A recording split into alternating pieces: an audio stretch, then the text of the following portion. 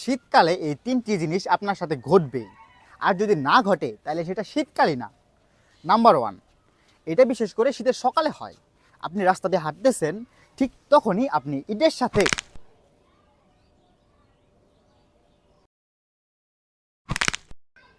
এইভাবে উষ্টা খাবেন।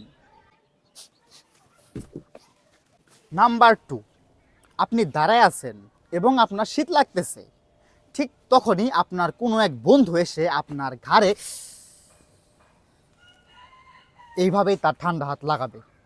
এদের বেঁচে থাকার কোনো অধিকারই নেই, এদের মেরে ফেলুন।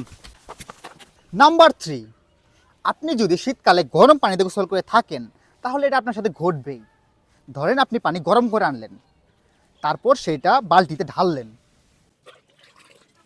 এরপর সেখানে ঠান্ডা পানি মেশালেন। এর ঠিক কিছুক্ষণ পর আপনি খেয়াল করবেন যে